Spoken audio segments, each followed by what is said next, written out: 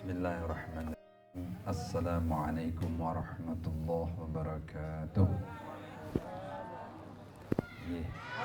Alhamdulillah, kita melanjutkan kajian kita.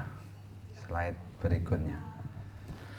Bapak Ibu, kita ini menjadi makhluk Allah yang dipilih paling mulia.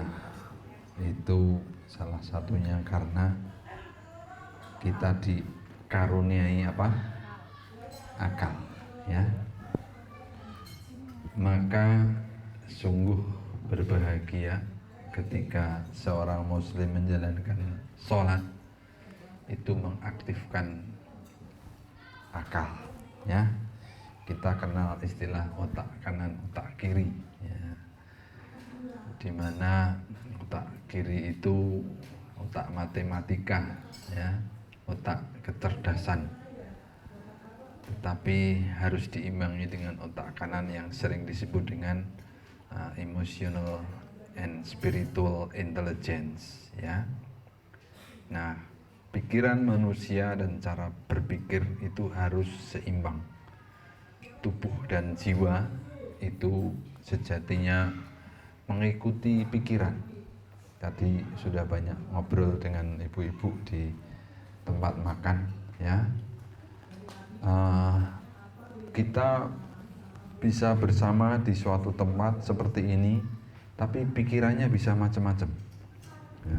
Saat ini ada orang yang sedang seneng banget, ada orang yang sedang mungkin sedih banget, ada yang ragu-ragu, ada yang ketawa sendiri, ada yang gelisah dan seterusnya. Itu semua sebetulnya pikiran, ya. Bapak Ibu punya jantung toh? Bisa ngitung denyut jantung? Denyut jantung itu juga dipengaruhi oleh pikiran. Bayangkan kalau tanggal tua cepat apa lambat? Itulah pikiran. Oke? Bismillah. Perbaiki sholat untuk juga bisa memperbaiki akal pikiran kita, sehingga seperti judulnya, memperbaiki kehidupan kita. Slide berikutnya. Nah, mungkin tadi Ustaz Abu Sangkan sudah menjelaskan dengan keilmuan beliau, ya. Tapi saya sendiri, ini betul-betul karangan saya ini. Kalau mau bicara khusyuk dalam bahasa medis, ya, itu menyatunya jasad, lisan dan hati. Ya, slide berikutnya. Nah, secara pergerakan anggota tubuh, khusyuk juga harus mengandung makna tumakninah. Bapak Ibu, arti kata tumakninah apa? Tenang sejenak, sesaat. Ya, kadang-kadang ada yang mengartikan tumakninah itu pelan-pelan. Allahu Akbar, Allahu Akbar, Sami Allah. Tapi gerak terus, enggak. Jadi tumakninah itu bergerak, tenang, dan memberi kesempatan sendi-sendi itu terletak pada posisinya. Nah, ini kan terjemahan medis banget gitu loh, gitu ya. Nah, maka tidak ada cara lain sempurnanya sholat itu harus dengan cara apa? Ra'aitumuni usolli. Jadi kita sholat sebagaimana kalian melihat aku Nabi, ya, akunya itu Nabi menjalankan sholat. Kalau orang Jawa, pokoknya kudu muni usoli. Kudu muni usoli maksudnya apa? Mengucap usoli, bukan itu, ya. Harus mengucapkan usoli, bukan, ya. Jadi harus mencontoh cara Nabi menjalankan sholat. Enggak bisa dengan karangan-karangan sendiri. Ada orang yang mengarang sholat, slide berikutnya. Ya, ketika takbiratul ihram. Kita tahu hikmah gerakan sholat, contohnya bagi kesehatan ya, meskipun nggak boleh mau sholat supaya sehat, nggak boleh ya. Sholat itu supaya tunai kewajibannya kita kepada Allah. Slide berikutnya. Nah, Bapak Ibu, ada orang loh yang mau sholat itu ya, ini ada yang membuat hitungan sudut ya. Bolehlah nanti kita bahas. Apa orang bilang itu cocokologi ya. Bapak Ibu suka nggak istilah itu? Enggak juga kalau tidak sesuai dengan syariat atau tidak bisa dicocokkan. Ya, saya mah suka nggak suka gitu. Suka nggak suka artinya kalau memang cocok, kenapa juga nggak dipakai gitu. Tapi kalau nggak cocok juga nggak ngaruh gitu loh. Ya, ini kan cocok ini. Slide berikutnya. Ya, ini kalau nanti Bapak Ibu menjumpai ini seperti cocokologi dan Bapak Ibu nggak suka, ya sudah nggak apa-apa. Kemuliaan sholat tidak akan terpengaruh oleh yang begini-begini, bisa dipahami maksudnya. Tetapi ketika kita menjalankan sholat terus dengan mengingat ini, salahnya di mana? Bisa dipahami? Salahnya di mana? Bisa dipahami maksud saya ini? Sekali lagi ya, ini kan hitungan-hitungan nih. Ya, 7 postur, 28 dan seterusnya. Terakhirnya sampai ini. 2.142.000 postur.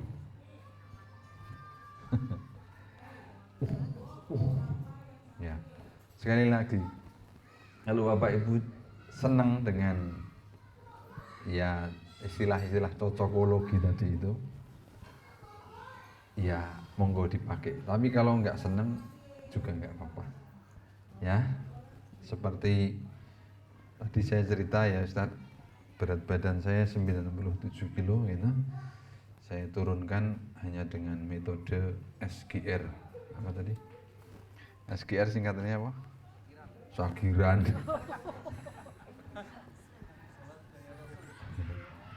Ya, waktu itu lagi ngetren, nanti Bapak Ibu googling ya, di searching di Google. Buku saya judulnya memang SGR. Kalau ini kan MGS yang bawa buku tadi, Mukjizat Gerakan Sholat. SGR itu singkatan dari Sehat Gaya Rasul. Gara-gara waktu itu yang ngetren bukunya Deddy Kobuser. Ya. Judulnya OCD, pernah dengar? Buku OCD. Nah, ono cemilan dimplok. Jadi kok buser, bukan kok bulet. Jadi anak-anak muda itu pada bilang bangga gitu loh. Saya nggak makan ini loh. Oh, kenapa? Saya OCD-an. Oh, OCD-an. Jadi bangganya itu karena dia mengikuti Deddy Kobuser. Saya nggak rela waktu itu, Deddy Kobuser kan belum muslim ya. Saya ngarang buku. Kalau pengen fit ya ikut model saya, SGR. Sehat Gaya Rasul. Jadi yang bilang OCD-an udah mikir, oh iya ya. Saya cuman ingin orang jangan sampai yang keinget-inget Deddy Kobuser, tapi keinget siapa? Sagiran, bukan. Rasul tadi itu dulu maksudnya. Ya kan cocokologi juga. Kok Sehat Gaya Rasul? Emang Rasul begitu katanya. Nah, enggak. Saya cuman memulai dari membiasakan puasa Senin, Kamis. Saya kayak gitu-gitulah. Gitu nggih. Jadi penjelasan saya selanjutnya seperti ini modelnya. Ya. Saya ingin, ternyata syariat itu hikmahnya kayak begini. Tapi syariat tidak akan berkurang kemuliaannya tanpa kita tahu ini. Paham? Paham maksudnya? Tapi kalau kemudian kita tahu dan kemudian, Masya Allah, itu juga salahnya di mana? Bahkan menjadikan kita mantap gitu ya. Bapak Ibu tahu pi matematika. Pi itu apa? 22/7 alias 3,14. Itu menjadi konstanta untuk penghitungan apa? Lingkaran kelilingnya maupun luasnya. Kalau kelilingnya rumusnya apa? Pi d. Ya toh? Pi d itu artinya pi kali diameter atau 2R. Pi d kan sama dengan 2R. Tapi kalau luas pi r kuadrat. R-nya dikuadratkan. Setelah diteliti oleh para ilmuwan, posisi Ka'bah itu adalah titik bumi di mana ke kutub utara itu jaraknya 7, ke kutub selatan itu jaraknya 22. Keren. Nah itu loh. Maksudnya, ternyata kenapa Ka'bah itu di situ? Dan ini argumentasi bumi itu bulat, salah satunya lah. Dan Masya Allah itu ketemu 22/7 dari situ ternyata. Nah, memahami yang begini-begini itu kan menimbulkan kita Masya Allah, Tabarakallah kan. Tapi kemuliaan Islam, kemuliaan Ka'bah tidak akan berkurang ya tanpa diterangkan seperti ini. Gitu ya maksudnya ya. Oke, slide dilanjutkan. Yuk Bapak Ibu, kita mulai. Sebetulnya ini kalau ada yang mau meraktekkan bagus ya. Sholat itu berdiri. Slide berikutnya. Bapak Ibu, berdirinya sholat itu khas, bukan berdiri yang sembarang berdiri. Kakinya mengangkang, tumitnya dibuka keluar, selebar jarak bahu kita, kanan dan kiri. Bisa dipahami ya. Jadi kakinya nggak boleh merapat. Ya, seperti ini kira-kira. Kalau dipraktekkan dengan benar, sehingga bahu ini selalu bisa rapat. Oke, makanya yang tadi saya bilang Imam Masjidil Haram, Masjid Nabawi, aba-abanya kan haddu bainal manakibi wasuddul khalal. Ya, rapatkan bahu antar kalian supaya tidak bersela. Nah, orang di sini nggak paham itu, sehingga ya sholatnya seperti yang kita lihat hari-hari. Atau ada yang paham, sebagian paham, sebagian enggak. Ya, yang satu udah bener, yang lain enggak. Akhirnya yang bener ini, tapi pemahaman cuman separuh, yang dikejar kakinya yang ngejar juga. Wah,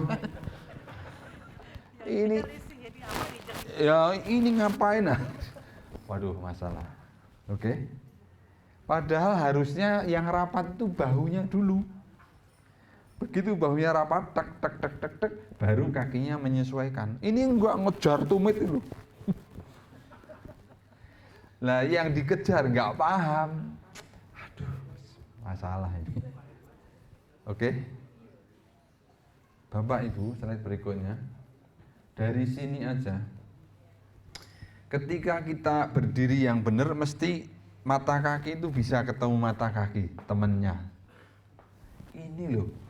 Ini akibatnya sumbu berat badan kita itu berimbang gitu loh. Berimbang di kakinya itu berimbang. Kalau Bapak Ibu pernah dengar istilah osteoporosis itu, ya salah satunya karena nggak berimbang. Coba tengok sandal atau sepatu kita, mesti yang trepes sisi luar dulu, betul nggak? Betul nggak? Kenapa? Ya karena kita itu kalau posisi itu dibiarkan, sebetulnya itu terbukanya itu keluar sana, betul ya? Jadi kalau jalan itu sebetulnya kayak gini. Aslinya orang ini. Tapi ketika kita sholat ini ini diseimbangkan gitu loh. mesti begini ya. Jadi kuat, jadi seperti kuda-kuda tadi yang saya bilang ya, tidak rapat begini tapi juga tidak terlalu lebar. Oke, slide berikutnya ya, berbagai macam kesalahan. Slide berikutnya, sekarang takbiratul ihram. Yuk, slide. Nah, jadi ini gerakan yang memperlancar getah bening, terutama di daerah bahu, di mana bahu ini sebetulnya kita baru tahu, saya juga baru tahu setelah belajar anatomi, seluruh getah bening dari tubuh kita ini dari bawah itu terus muaranya itu lewat bahu, dari atas juga lewat bahu, terus baru masuk ke namanya vena subclavia, terus baru masuk ke jantung. Ternyata lewatnya itu bahu. Saya itu juga baru nyadar gitu loh. Nah, makanya mengangkat bahu ini tolong yang mantep gitu ya. Mantep ya. Jadi sampai fiksasinya itu ya kan begini toh. Mantep. Ini menghadap ke depan, diangkatnya juga diangkat setinggi bahu kita atau sedikit di atasnya atau sampai di ya, kira-kira segini. Ini enggak usah mantap. Tapi soalnya ada orang yang sholatnya loh apa? Loh, tangan loh. Mbok ya set enggak. Oh, ini aduh. Pernah lihat kayak gitu? Coba. Oke. Nggak ngerti bahwa ini fix gitu tuh manfaatnya Masya Allah gitu ya. Nah, ada orang yang mencoba menghusukkan diri dengan cara memutar 7 kali. Allah, tuh 2, 3, berapa tadi? Ulang lagi. Lupa dia. Ada yang mencoba memutar-mutar, ini ceritanya sopo gitu ya. Diputar sampai 7 kali katanya, terus baru nah waktu mau sedekah pun ada yang ngarang gini, kanan dulu terus wah karena dia pengennya kanan dulu, jadi setelah diputar tadi terus ini kanan dulu terus, tapi kan harus diletakkannya kiri di dalam, wah diputar. Wih sing ngarang sopo wih. Jadi tadi dalam rangka solu kama ro'aitumuni usolli, sholatnya kita nggak boleh ngarang-ngarang sendiri. Oke. Jadi Bapak Ibu kenal istilah tasahul sama tasyadud. Itu dua kata yang berkebalikan. Tasahul itu artinya menggampang-gampangkan.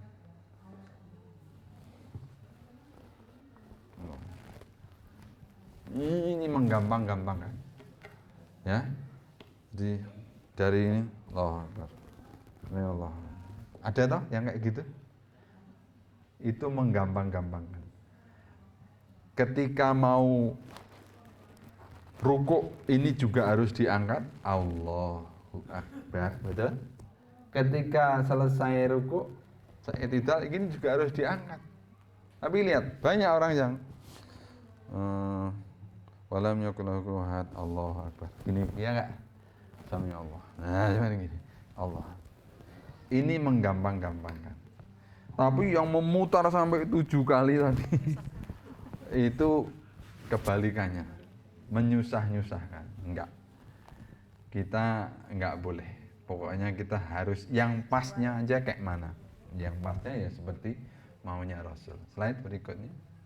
Sekarang rukuk. Bapak Ibu berkenan enggak kalau kita meraktekkan yang rukuk ini? Berkenan enggak? Kenapa? Terus terang tadi saya melihat pada waktu salah satu sholat yang mana tadi, ada Bapak Ibu yang terutama ini membuat lurus sempurna ini belum dapat itu. Dan maaf Bapak Ibu, ini adalah postur yang kita udah biasa melakukan. Betul nggak? Tapi yang namanya biasa itu sekali salah, salah terus dan kita nggak ngerasa.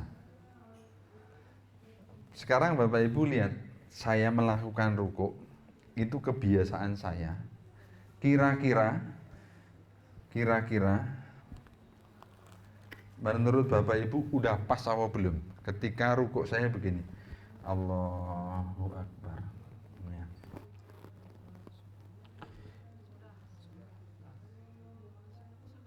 Oke. Ya. Siapa mau praktek atau mau semua praktek? Kalau semua, tolong berpasangan, terus saling ngecek. Saling ngecek. Bisa dipahami? Cari pasangan sendiri-sendiri. Cara ngetesnya, kasih gelas di atasnya. Kalau tumpah, itu hadisnya begitu loh. Hadisnya kalau tumpah berarti belum bener. Cari gelas yang ada isinya ya.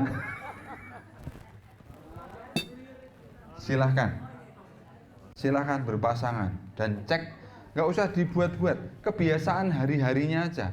Kira-kira udah pas belum? Silahkan. Yo nggak usah lah, dilihat aja langsung.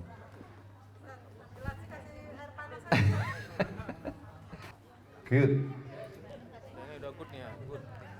Mas. Ini biasa atau dibuat sekarang berapa Gus? Oh, biasa. Nah, biasa. Tunggu setengah jam Mas, tunggu setengah jam. Coba silahkan. Yang biasa hari-hari udah pas sama belum?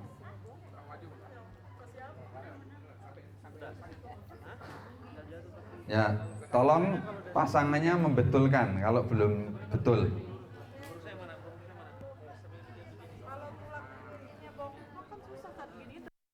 Makanya ayo kita terus membenarkan posisi tulang.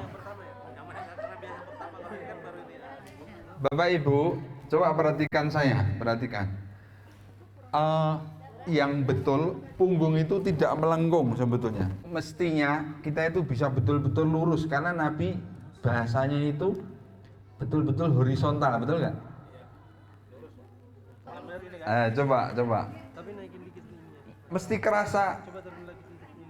Memang harus diperiksa oleh ada yang meriksa. Yang ini masih bisa turun nggak? Nah, ya memang ini ya kalau. Iya. Jadi iya, cuman sebaiknya kan dengan keluarga, tolong dong liatin gitu. Jadi saling ngoreksi gitu supaya pas gitu. Bapak Ibu, tulang belakang itu ada 3 macam. Ini bagian leher, ini bagian punggung, ini bagian pinggang. Slide berikutnya. Harus lurus, posisinya harus horizontal. Ya.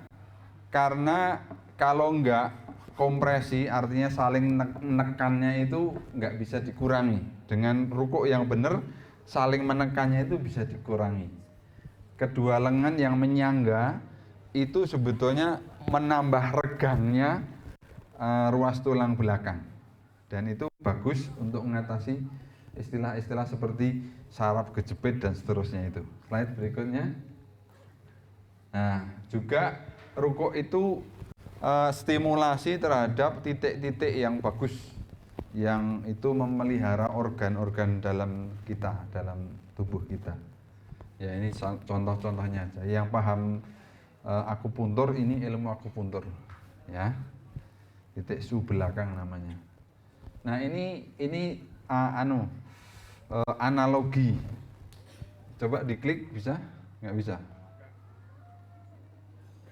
Oh, nggak bisa. Jadi ini saling menindih sehingga ada penekanan, ya. Nah, kalau manusia itu sering menggelantung, maksudnya menggelantung itu kayak monyet ya. Itu dia merenggang ininya, ya. Apalagi binatang ya, sapi, kambing. Kakak saya dokter hewan, nggak pernah ada hewan yang sakit pinggang. Karena nggak ngomong kan. Ngomong sakit pinggang mulu. Tapi manusia banyak sekali yang saraf kejepit ya. Slide berikutnya. Ya, jadi postur itu makin tua makin melengkung. Ya. Makanya saya bilang rukuk yang benar ini tadi bisa menjadi resep anti bungkuk. Ya. Apalagi yang betul-betul bisa lurus ya. Bahkan ada slide berikutnya masih. Nah, kalau bungkuk itu tinggi badannya pun bisa menurun karena bungkuk. Ya enggak? Tinggi badannya berubah. Slide berikutnya. Nah, jadi ini yang saya maksud rukuk anti bungkuk itu karena lama-lama bisa melengkungnya sampai begini. Karena ini meregang gitu loh. Nah, meregang.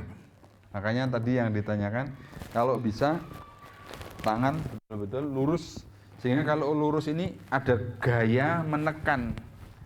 Gaya menekan berarti merenggangkan ini tulang belakang. Kalau gaya menekannya ini terus, ini ibarat apa namanya, tali jemuran itu dikasih jemuran kan melengkungnya gini kan, betul nggak? Nah kalau melengkungnya begini, dia bangun kan jadinya gagah gini. Iya dong.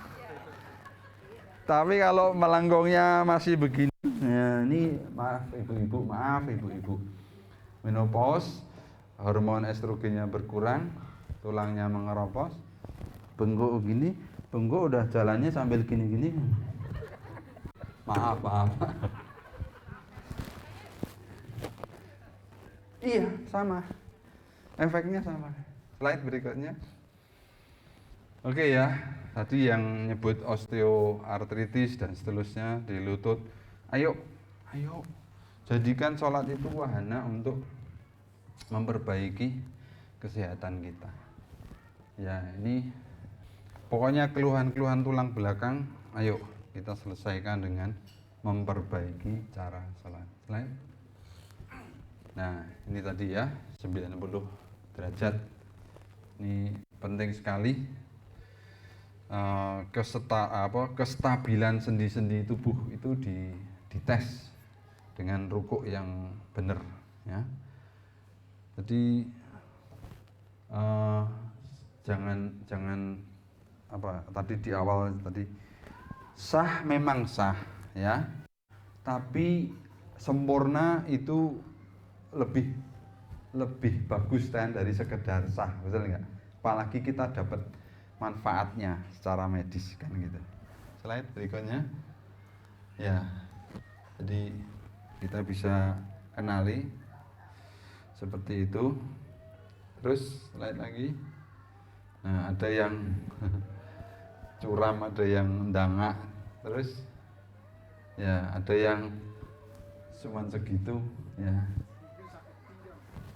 Ya, makanya kalau ada yang berusaha untuk menyempurnakan gerakan tapi sakit, justru saya bilang terus dilakukan. Kan gini, masih ada slide-nya? Jadi gini, misal nih ibu bapak yang merasa sakit pinggang dan nggak sempurna, katakanlah saat ini segini, betul nggak? Tapi mosok besok nggak bisa ditambahi 1 cm lagi, besok 1 cm lagi, mosok sebulan nggak kelar sih untuk bisa begini gitu loh. Bisa dipahami maksud saya. Tapi kalau sakit ya udah selama-lamanya begini, ya selama-lamanya begitu. Tapi jarak antara segini sampai segini itu dibagi 1 cm, mosok sebulan nggak kelar gitu loh. Jadi jangan nyerah maksud saya. Lah ada orang sholat udah rukuknya kayak gini, Allahu Akbar, cuman segini doang. Udah gitu dia itu iktidal kan, iktidalnya juga segini, Sami Allahu liman hamidah. Terus habis itu kan ngirit kan mau sujud gitu loh. Jadi sekalian. Mosok sholat pakai ngirit-ngiritan sih.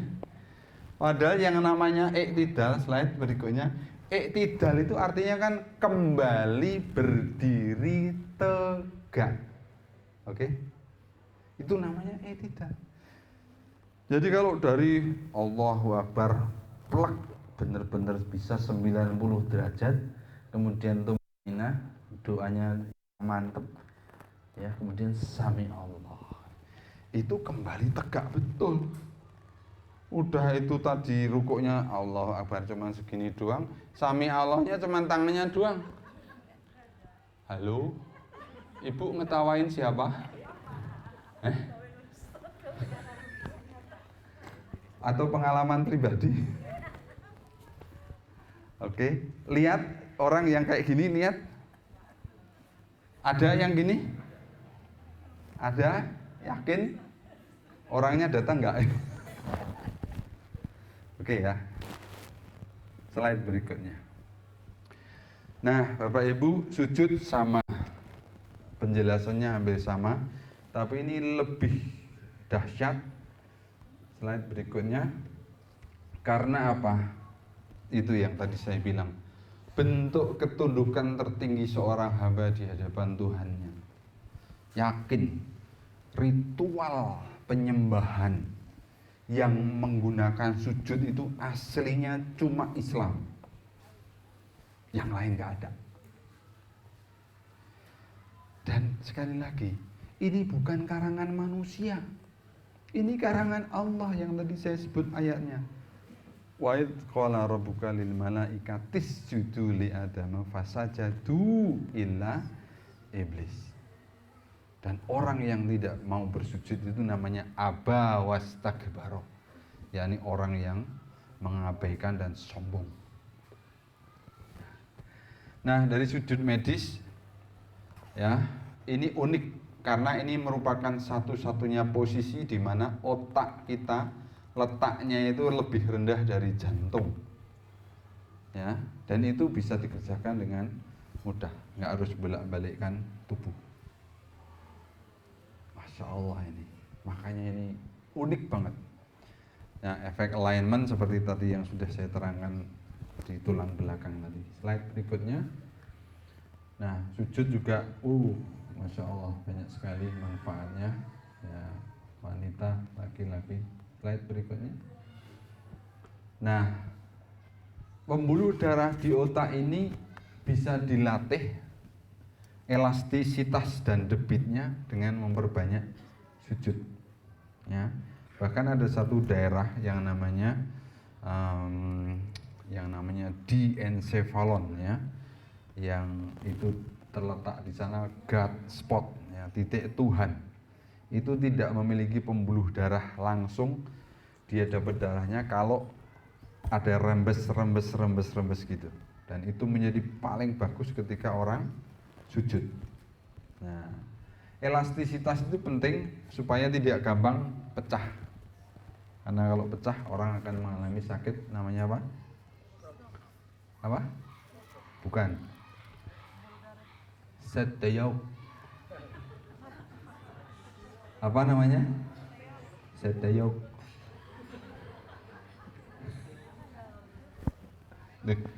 Oh, lah iya, kalau dia udah kayak gini kan ditanya sakit apa? Seteyau. Udah nggak bisa ngomong stroke, bisanya seteyau. Oke ya. Jadi rukuk dan sujud ini Masya Allah juga memperkuat ikatan penggantung organ ke dinding rongga perut. Ini maksudnya apa? Kita punya 12 organ di dalam perut itu.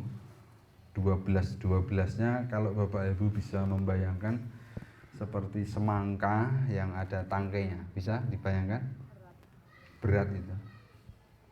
Nah, ada yang pernah bertani semangka, yang semangkanya itu di atas atap gitu ya, kalau bukan semangka apalah yang sejenisnya, gambas atau waluh atau apa, labu ya. Tiba-tiba ada angin terus labunya itu ngelinding, itu kira-kira jatuh nggak? Jatuh. Tapi bayangkan labu yang sejak masih kecilnya udah gantung, misalnya dia merambat di pohon, terus labunya gantung, itu kena angin jatuh nggak? Enggak. Kenapa? Terlatih ya. Karena terlatih sejak kecilnya udah gantung. Sementara yang tadi di atap tadi nggak pernah gantung. Jadi begitu ada angin terus. Inilah. Dan itu saya yakin banget. Saya itu pernah dapat pasien ditelepon dari gawat darurat, "Dok, ada pasien jatuh shock." Shock itu artinya bukan shock stres itu, bukan. Shock bahasa medis itu tekanan darahnya turun, anjlok. Berarti ada perdarahan. Oh, emang kenapa dia? Dia tadi nyebrang terus diserempet orang terus jatuh gitu.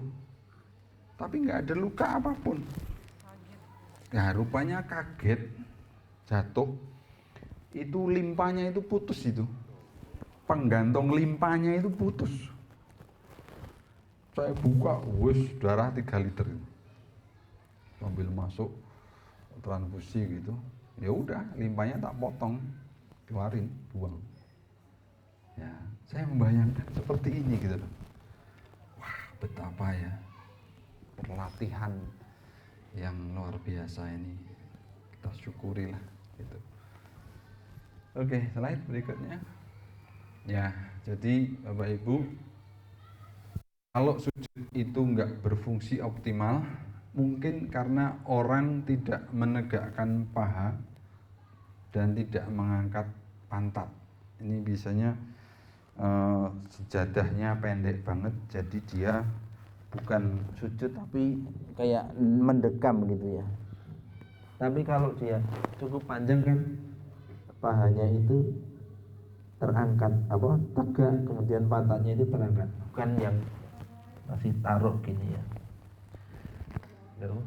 Atau berat tubuh bagian depan itu mungkin ditopang oleh lengan. Nah, keningnya itu menyangga lebih besar. Keningnya terletak di satu garis sumbu tubuh. Jadi maksudnya itu, Bapak Ibu, kalau sujud itu kan berapa anggota tubuh yang harus nyentuh? Ada 7. 7 itu adalah kedua telapak tangan, 1, 2, terus 3, 4, terus 5, 6. 7-nya 1, 2, 3, 4, 5, 6, 7. Ini kesemuanya harus nyentuh ya, tempat sejadah secara bersama. Ada orang yang eman-eman itu apa? Sayang gitu. Jadi ini nggak disentuhin, ya. Nggak disentuhin supaya nggak hitam katanya ibu-ibu. Nggak mau saya hitam. Sebaliknya bapak-bapak pengennya hitam belum itu. Nggak usah lah. Atau ada yang main-main ini malah diangkat kakinya, ya. Atau ada yang tangannya dia enggak di alas tapi tetap di paha gitu. Oke. Pokoknya harus rata 7 supaya manfaat ini dapat. Oke ya. Slide berikutnya. Ya. Nah, inilah terjemahan tumaninah itu. Jadi kalau sujud ya yang mantep, ya, duduk juga yang mantep. Ya, jadi jangan cuman tuk gitu ya. Nah, ini kalau mau sujud itu Allahu Akbar lutut dulu baru tangan, atau gimana? Allahu Akbar tangan dulu baru lutut. Hah?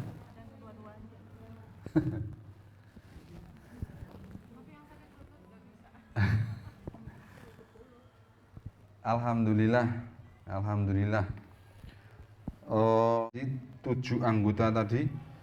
1, 2, 3, 4, 5, 6, 7. Alhamdulillah tuntunannya boleh tangan dulu, Allahu Akbar, baru lutut. Atau Allahu Akbar boleh lutut dulu, baru tangan. Yang nggak boleh batuk dulu. Tapi kalau mau nyoba, tak tunggu di gawat darurat. Seneng saya kalau ada yang mau nyoba. Oke ya. Untuk Bapak Ibu yang sudah lansia, saya kira tangan dulu lebih aman ya, baru lutut. Tapi kalau yang masih kuat, ya lutut dulu, baru tangan. Silakan. Gitu ya. Slide berikutnya ada masih. Nah, ini juga menghamparkan lengan ini nggak boleh ya. Menghamparkan lengan itu maksudnya begini loh. Ya ini nempel, jadi sikunya harus diangkat. Nah, gini nggak boleh ya. Jadi sikunya harus diangkat. Terus slide berikutnya. Ya, gambarnya seperti ini. Sikunya harus diangkat, ketiaknya dibuka. Slide. Kening, hidung menempel atau cukup kening saja? Ya. Ya, alhamdulillah sebetulnya kening saja nggak apa-apa. Kalau orang Arab hidungnya pasti ikut lah. Tapi kalau orang kita yang hidungnya Minimalis. itu nggak usah maksain ya. Slide berikutnya. Ya, terus kedua tangan nempel ke lantai sejajar dengan bahu ya, atau sedikit naik seperti waktu takbiratul ihram ya kan. Slide. Ya, ini hadisnya. Ya, kira-kira seperti ini. Punggungnya juga lurus, ya, ininya tegak begitu, ketiaknya dibuka. Terus ya, ini penjelasan hadisnya. Jadi Bapak Ibu lihat ya, semua hadis, semua tata cara itu sebetulnya ada hadisnya, ada tuntunannya. Ya, menjauhkan perut dari paha, artinya ya diangkat tadi itu ya, bukan ndekem kalau bahasa Jawanya, tahu ya, mendekam itu loh, kayak maaf kayak binatang ya, sapi yang rebah itu kan mendekam ya, perutnya juga ikut ditaruh di lantai gitu. Slide berikutnya. Ya, ini kalau ditutup nggak bener, ini kalau ditaruh juga nggak bener ya. Ini terlalu jontor ke sana juga nggak bener ya. Ada kan yang wah, memanjang. Iya. Oke, slide lagi. Nah, jadi jari-jari rapat ya, rapat, nggak usah mugar-mugar. Slide. Jari-jari kaki diarahkan ke kiblat, jangan begini. Jadi ditekuk seperti tadi ya. Jadi jari kaki itu mengarahnya ke kiblat. Maksudnya itu tetap dalam posisi nekuk. Ya ini loh. Ya, bukan begini. Ibu-ibu sok-sok mah begini. Malah entah ngarah kemana ini. Jadi harus begini tetepan. Oke. Slide. Nah, tumit itu dirapatkan, bukan dibuka. Kalau pas sujud loh ya. Kalau pas berdiri kan tadi begini ya kan. Tapi kalau pas sujud ini dirapatkan. Slide. Nih, ada hadisnya, semuanya ada hadisnya. Jadi menempelkan dua tumitnya itu ada hadisnya. Oke. Bener-bener detail banget hadis itu. Sementara waktu berdiri direnggangkan. Sampai tadi bunyinya mata kaki kita ketemu dengan mata kaki sebelahnya kita. Tapi giliran sujud, tumitnya dirapatkan. Oke, lain. Duduk itu ada dua macam, iftirash dan tawaruk. Tawaruk itu dari kata warikun, itu artinya maaf, pantat. Kita sering menyebut tasawuf awal dan akhir. Slide berikutnya. Ya, jadi ini yang iftirash, di mana telapak kakinya diduduki oleh pantat. Ini yang tawaruk, pantatnya nempel ke alas. Sementara telapak kaki kirinya dihamparkan di bawah betis kanan. Bapak Ibu lihat posturnya tetap tegak, ya enggak? Soalnya ada yang menerjemahkan kalau tasawuf akhir itu mengo apa namanya, mereng. Jadi biasa aja. Ketika awal ya biasa, ketika akhir ya biasa. Jadi tidak usah mengleng gitu loh. Nggak ada penglengannya, itu nggak ada. Oke ya. Lain berikutnya. Ya ini tasyahud. Ya. Jadi benar-benar itu ya kelenturannya. ROM itu bahasa Inggris, singkatan dari range of movement. Jadi memang sendi-sendi kita dilatih betul. Kalau sholat kita ini kita lakukan dengan sebaik-baiknya, insya Allah ya. Memperkuat ligamen itu artinya tali-tali sendi ya. Slide berikutnya. Ya ini tadi yang iftirash, ini yang tawaruk. Slide lagi. Ya. Oke. Iftirash ya. Terus apa? Oh iya, isyarah itu ini ya. Isyarah itu artinya memberi tanda gerakan. Itu ada sunnahnya itu. Ya. Ada yang pokoknya pernah bergerak, berarti 1, 2, 3 kali. Ada yang gerak-gerak terus, ya udah berarti dia begini. Ada yang geraknya muter, ya udah biar aja.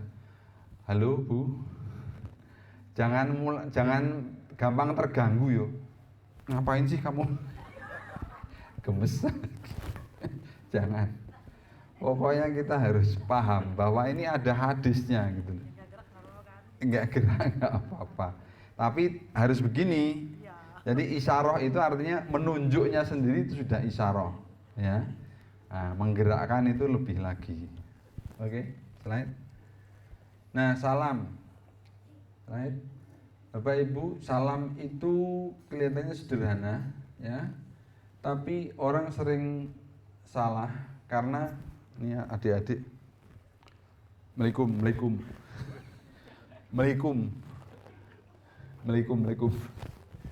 Padahal kan assalamualaikum kan. Itu harus pipi kita ini harus kelihatan dari belakang. Berarti betul-betul nengok. Ya, kanan maupun kiri. Jadi nggak boleh Assalamualaikum. Gitu ya, Dik. Mungkin gitu penyampaian materi. Sudah jam berapa? Jam 9 kurang 15. Jam 9 kurang 15. Silakan diskusi. Kita sering melihat ini selesai salam gitu, assalamualaikum warahmatullahi wabarakatuh, terus usap muka gitu. Usap muka. Iya, kenapa? Itu kan bagaimana usap muka? Jadi setelah salam kanan, terus assalamualaikum, spontan gitu usap muka gitu. Hukumnya bagaimana? Iya. Spontan itu maksudnya apa? Ini kebiasaan atau gimana gitu? Iya, kebiasaan itu karena apa? Maksudnya itu merusak ibadahnya enggak? Karena turun temurun ya. Diajari dari orang tuanya atau ngelihat orang tuanya atau ngelihat sekitarnya gitu ya. Ya, saya tidak sedang membahas tentang hukumnya ya. Memang kita harus dari generasi ke generasi membiasakan yang benar, bukan membenarkan yang biasa. Meskipun saya juga tidak akan membuat judgement bahwa itu merusak sholat atau sampai dengan istilah bid'ah atau sampai dengan istilah apa. Ya, cuman kita belum terbiasa saja dengan yang benar. Kita lebih terbiasa dengan melihat sekitarnya. Yo dari dulu ya kayak gini gitu. Termasuk rangkaiannya mengusap ini salaman dengan kanan kirinya, betul nggak? Ya, sebetulnya itu bukan rangkaian sholat. Salaman dengan kanan kiri ya, dengan depannya, dengan belakangnya, dan seterusnya. Pokoknya kalau sholat, begitu kita mengucap salam menoleh kanan, menoleh kiri, selesai. Nggak ada lagi rangkaian-rangkaian apapun.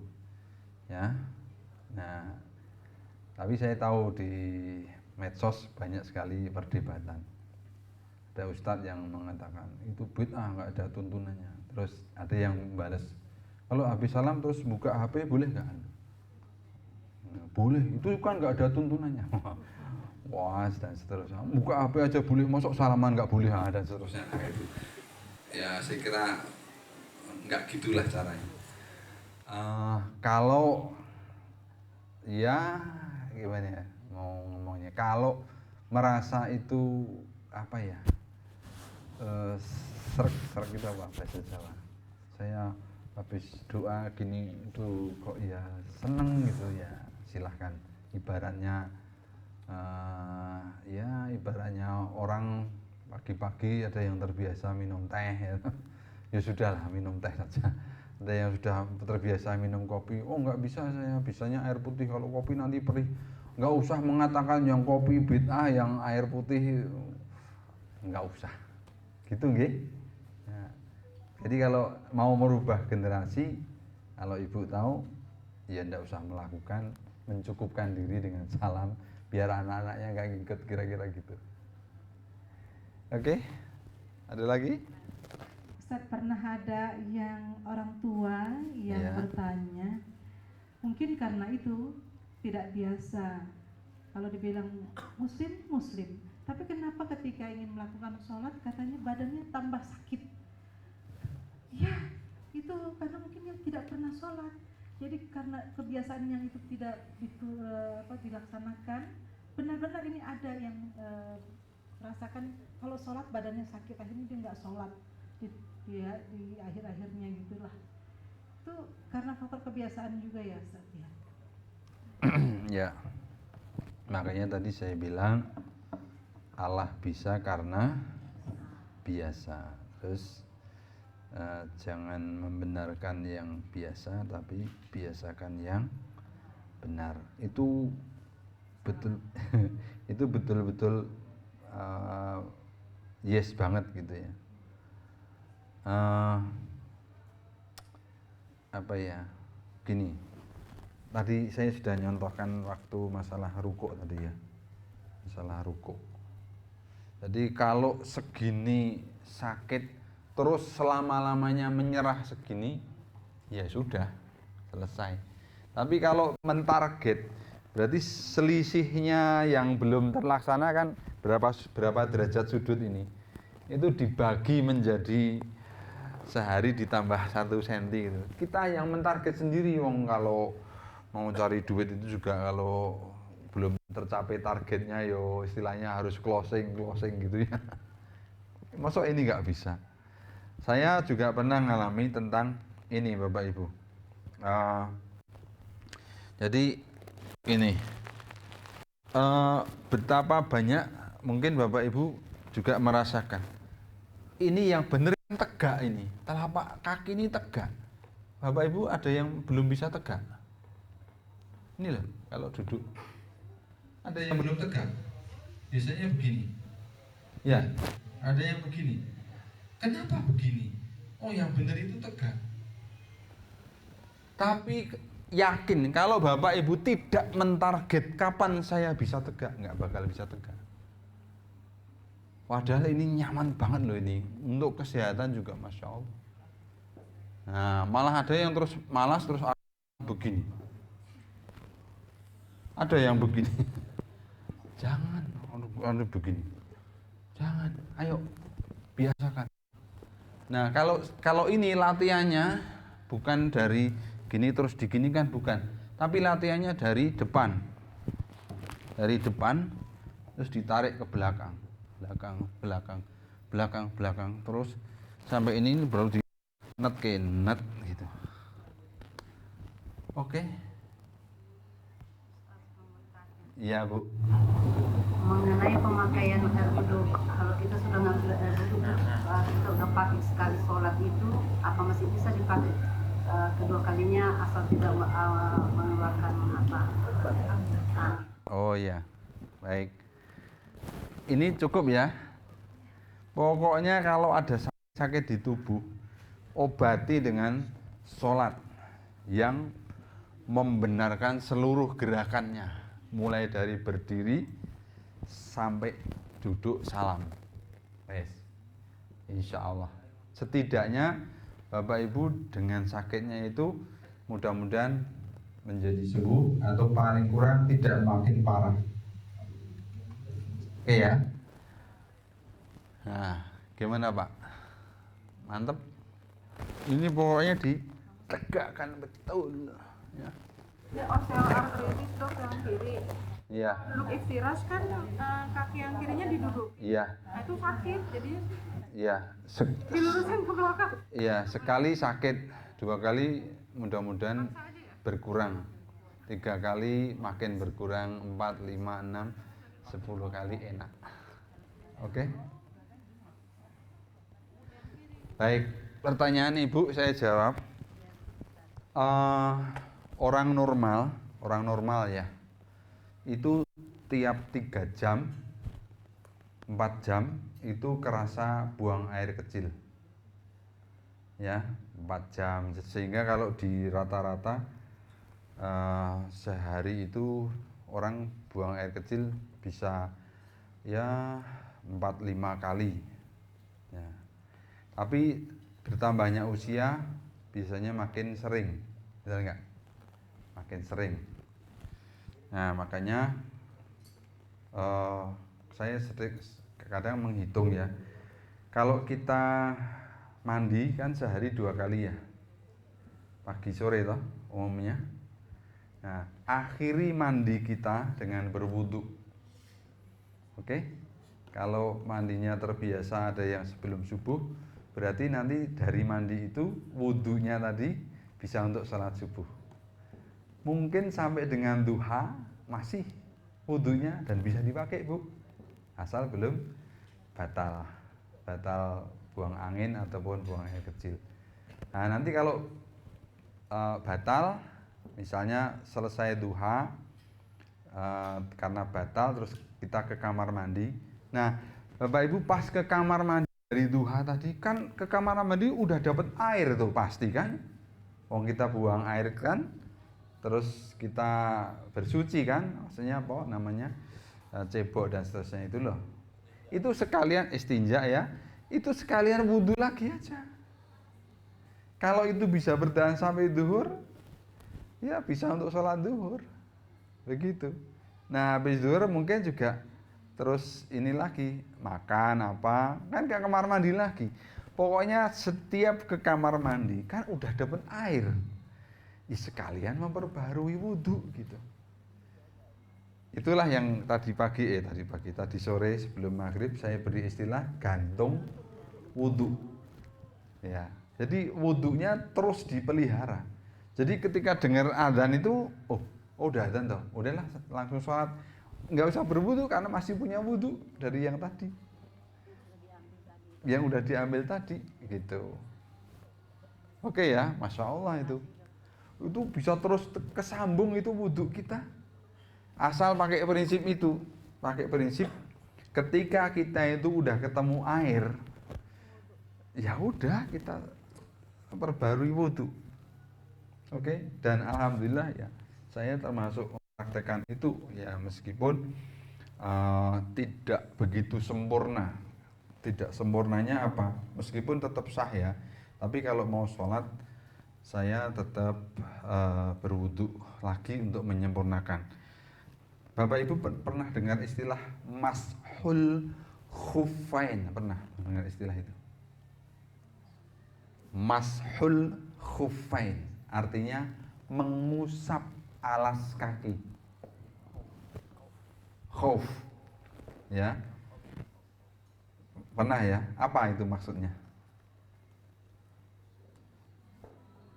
Hah? Iya, jadi wudhu untuk terakhirnya itu tidak melepas sepatu, cukup mengusap di atasnya, bukan di sininya. Ini masya Allah di atasnya. Nah, jadi maksud saya nggak sempurna. Ya tadi pun saya mempraktekkan ya sebelum saya ceramah yang sore tadi, saya kan pamit ke kamar mandi. Ya, saya buang air, kemudian setelah istinja terus saya berwudu tanpa saya melepas sepatu. Wudu biasa, wudu seperti biasa, tapi terakhirnya saya tidak melepas, saya ngusap ini. Ini dalam rangka gantung wudu. Ya. Tapi kalau mau setelah itu mau sholat, saya tetap lepas terus saya wudu lagi. Ya, meskipun belum batal, karena saya merasa mashul khuffain ini ya hanya penyambung sementara dan saya tidak terhalang untuk mencari wudu dengan sempurna. Gitu? Alhamdulillah. Ada lagi? Masih ada lagi? Oh ada, abang ini. Silakan. Ya. Saya bingung. Yang pertama itu ini tentang sholat jamaah ya Ustaz. Ya.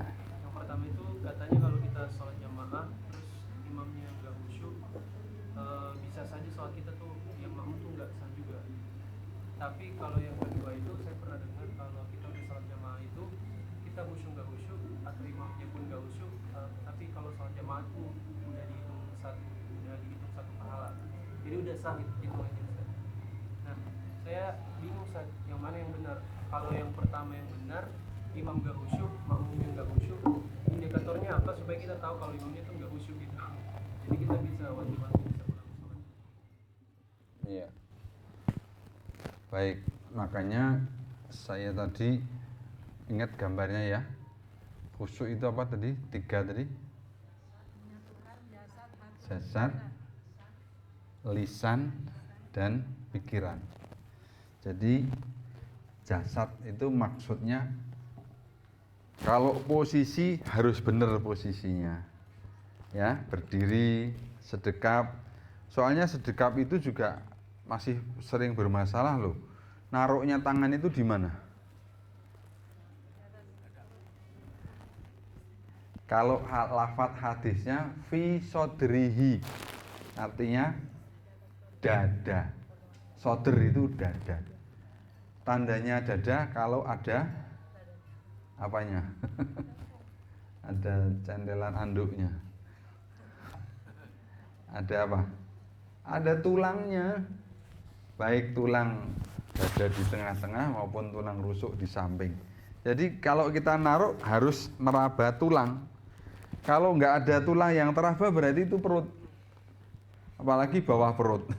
Ada loh yang Allahu Akbar kepleh-kepleh gini. Oke. Jadi jasadnya harus pas, gerakannya harus pas. Rukuk harus pas dan seterusnya. I'tidal harus pas. Itu kriteria secara jasad. Nah, kriteria secara lisan berarti bacaan. Jadi bagaimana kita mau khusyuk kalau bacaannya nggak benar, artinya nggak paham, kan masalah itu. Jadi khusyuk itu bukan melamun, ya. Khusyuk itu memahami betul makna bacaan itu. Udah bacanya ya benar, maknanya ya paham. Nah, hati tadi itu pikiran nggak boleh kemana-mana tadi.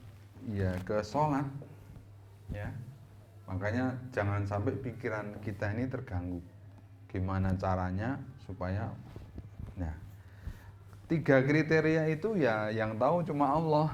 Mungkin fisik kita tahu ya, tapi kalau sudah pikiran dan makna bacaan ya yang tahu Allah. Ya paling yang kita ketahui ya tadi itu, kalau imam baca salah ya kita betulkan kayak gitu ya, tapi selebihnya ya sudah wallahu alam. Jadi khusyuk itu benar-benar relatif. Pernah dengar Nabi Nabi sujudnya lama sekali sujud terakhir itu. Nah, begitu selesai terus ada sahabat yang nanya, ya Nabi kok tadi sholat sujudnya kok lama, emang lagi ada wahyu yang turun ya? Enggak tuh, itu loh si Husain tadi tuh numpang di punggung saya, kalau saya bangun dia bisa jatuh. Berani nggak mengatakan berarti Nabi nggak khusyuk gitu? Berani nggak dengan kasus itu? Mosok Nabi dituduh nggak khusyuk? Makanya khusyuk itu terjemahnya apa? Ya itu tadi, jasad, pikiran dan lisan. Ya, suatu kali Nabi pernah ngimami, tapi cepet sholatnya. Gara-gara apa? Ada anak kecil nangis, sama dipercepat itu. Loh, kok cepet sekali? Oh berarti Nabi nggak khusyuk. Jadi khusyuk nggak khusyuk itu bukan seperti itu ininya. Kadang-kadang kita salah menerjemahkan. Ada lagi ini batal terus kosong, kita geser, betul?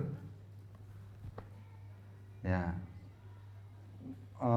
Jadi termasuk jangan merasa terganggu kekhusyuannya tadi itu loh.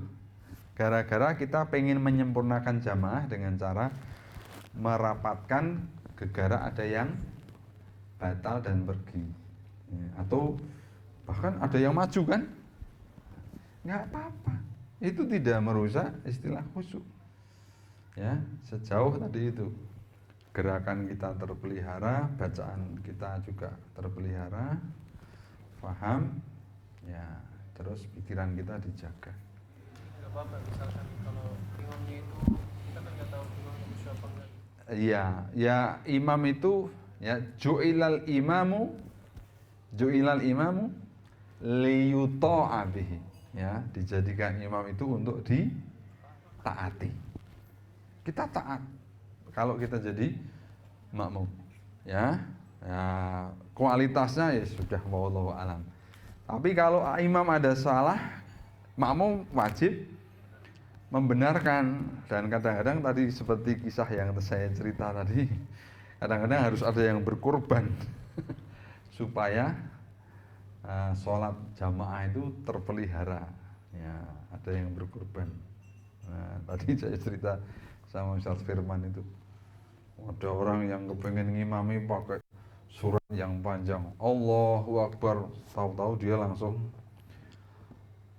hal ataka haditsul ghasyiyah wujuhu ya, kan subhanallah kan gitu ta. Tapi dia bablas saja, mau subhanallah terus. Mungkin dia mikir karena barusan ngapalin gitu loh, salah apa ya, akhirnya takut dia di subhanallah 3 kali terus kul huwallahu ahad. Tapi masih subhanallah, bingung. Nah, si yang berkorban tadi, Pak, belum baca Fatihah. Harus ada yang korban. Ya mudah-mudahan imamnya nggak jawab, oh ya. Gitu. Oke. Oh masih ada. Oh masih.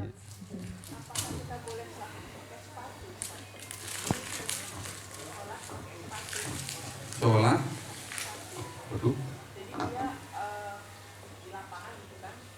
Iya.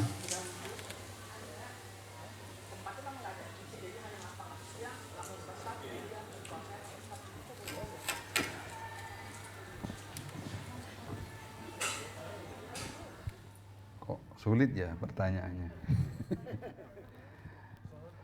sholat pakai sepatu. Nggak boleh, Bu.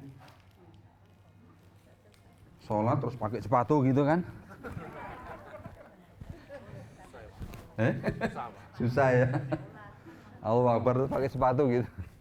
Ya, saya tahu maksudnya. Jadi prinsipnya suci apa? Badan, pakaian dan tempat. Jadi nomor satu, keyakinan kita bahwa kita dalam keadaan suci, badan, pakaian, dan tempat. Asal ibu yakin, nggak apa-apa. Ya, asal ibu yakin. Ada lagi pertanyaan Iya, Bu. mengenai umur.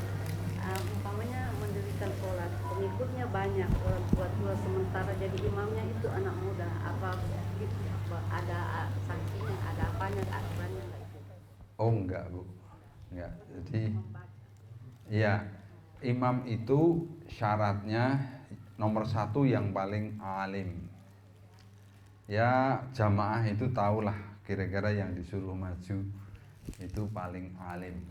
Ya, kalau katakanlah semua alim, bolehlah yang lebih tua. Bolehlah begitu. Dan seterusnya lah seperti itu. Mukim, nah mukim itu termasuk kalau ada orang musafir, mukim lebih diutamakan, itu termasuk ya kan yang di gitu-gitulah. Tapi insya Allah siapapun asal tadi itu benar caranya, benar bacaannya, insya Allah aman ya, nggak ada sanksi, nggak ada apa. Gitu Bu, cukup sepatu ya. Sholat pakai sepatu. Itu askari, jadi polisi-polisi di tanah suci Mekah, Madinah itu kan kalau ini kan semua pakai sepatu itu. Nah, beliau mesti yakin itu sepatunya bersih, tidak ada kotorannya, ya, pakaiannya bersih, tempatnya juga bersih, ya sudah nggak apa-apa. Dalam keadaan perang misalnya, nggak apa-apa, ya, yakin. Oh tahu di situ kan misalnya lapangan tadi, kan ada kotoran ya. Sebetulnya kotoran itu ya dalam keadaan dia itu kering bahkan bisa untuk istinja. Pernah dengar pembahasannya? Jadi nggak masalah. Apalagi dia kotoran binatang yang halal dimakan kalau disembelih dengan cara yang benar. Itu sebetulnya enggak najis. Kita punya air kencing, maaf, kita punya kotoran itu najis karena haram kan? Haram maksudnya enggak boleh kan manusia itu dagingnya dimakan. Tapi kalau ayam kan, ya sebetulnya enggak masalah, enggak usah takut. Tapi ya kita merasa jijik aja ya. Di Mekah misalnya sholat kan kadang-kadang di jalan itu banyak dipakai sholat, baru sholat ada teleduk gitu, burung kan, merpatinya banyak. Sebetulnya itu nggak apa-apa, ya. Tapi memang ada yang ulama mengatakan kalau dia masih basah anget itu najis, ya. Sebetulnya jijik sih, lebih ke arah jijik, ya. Tapi ya sudah, kalau dia ragu-ragu, ya sudah dibatalkan saja, bersihkan terus sholat lagi. Tapi sebenarnya binatang burung kan binatang yang halal dimakan. Jadi sebetulnya dia itu tidak najis sebetulnya. Gitu nggih? Satu lagi boleh nggak? Mangga. Ini saya pernah ngalamin sholat yang kekhusyuannya kacau banget sih. Jadi baru rakaat pertama Ya. saya baca surat. Baru rakaat pertama saya baca surat. Suratnya tuh agak panjang seperti Asyams. Iya, Gitu. masyaallah. Nah itu bacanya khusyuk gitu. Tapi di tengah-tengah saya tuh lupa sudah baca Al-Fatihah apa belum gitu. Saya tuh lupa, nggak inget banget ini udah baca Fatihah belum ya gitu. Tadi saya nyontoi ternyata ngalami. Iya, terus nah kalau udah kayak gitu gimana ya, baiknya diselesaikan asamnya terus ulang lagi Al-Fatihah apa diulang sholatnya dari awal? Sendiri, sholat sendiri. Sendiri. Oh ya. Di kamar sendiri. Ya, baik, terima kasih. Bapak Ibu, memang ada 7 golongan anak turun iblis yang mengganggu manusia, dan salah satu golongannya itu adalah yang mengacaukan konsentrasi orang sholat. Ya, paling sering itu jumlah rakaat, terutama di sholat asar, zuhur asar. Kalau sholat sendiri, ini udah 3 apa udah 4 gitu ya, ini mau naik lagi apa udah, betul nggak? Nah, gini jawabnya, semua keraguan tentang sholat itu dikembalikan kepada jumlah yang sedikit. Jadi kalau tadi ini udah 3, ini udah 4, oh masih 3, langsung saja anggap 3 terus naik lagi. Kasus ibu, ini udah Fatihah apa belum? Langsung aja baca Fatihah. Tapi asapnya diterusin nggak? Enggak usah. Ketika sudah datang keraguan, set langsung Fatihah. Ya, terus baru asam diulangi lagi. Gitu. Sujud tadi itu ya. Sujud. Ini tadi sujudnya udah 2 kali, Po. Baru sekali, langsung sujud lagi aja enggak apa-apa. Gitu. Dan seterusnya. Jadi semua keraguan tentang sholat itu kembalikan kepada yang sedikit atau kepada yang belum terbaca, terus dibaca lagi. Gimana Bu? Sujud sahwi itu kalau mengenai rukun, rukun tahu ya maksudnya. Rukun kalau dia nggak dikerjakan itu nggak sah, itu kena sujud sahwi. Tapi kalau ragu tadi itu, ini contohnya Fatihah apa belum, terus baca Fatihah itu nggak usah. Terus tadi itu kalau jumlah rakaat, udahlah 3 nggak usah. Ya, tapi kalau udah lewat nih, aduh, tadi saya udah tahiyat apa belum ya? Nah itu sujud sahwi. Kan udah lewat, udah mau salam, baru inget. Ya sudah, itu sujud sahwi. Kalau dilalah itu apa? Kalau kebetulan pas ibu itu jadi imam, makmumnya juga nggak ngingetin, makmumnya wajib ikut juga sujud sahwi. Jadi makmum itu Bapak Ibu, salah satu kewajibannya tadi itu mengikuti imam. Ya meskipun imam mungkin ada salah gitu ya, tapi kalau imamnya itu terus ikuti aja. Ya. Kalau tadi contoh ya, lupa enggak tahiyat padahal itu rukun dan sampai salam ya. Kalau rukun kan batal. Itu habis salam itu ditanya kepada imamnya, Ustadz, tadi Ustadz itu lupa loh enggak tahiyat dan enggak sujud sahwi. Ya sudah, karena itu rukun maka harus diulang sholatnya. Gitu. Tapi kalau cuman lupa-lupa yang lain, misalnya tadi itu Fatihah terus dia Fatihah nggak apa-apa. Gitu nggih. Insyaallah. Jadi jadikanlah sholat ini momentum yang Masya Allah ya, nanti di keluarga penjenengan perbaiki juga. Terus ya seputar habis sholat itu sering diskusi ya, apa namanya, kayak kultum lah gitu, kasih tahu anak-anak dan seterusnya. Indah sekali ya, perbaiki hidup itu Masya Allah dengan sholat dan rangkaiannya gitu ya. Terima kasih.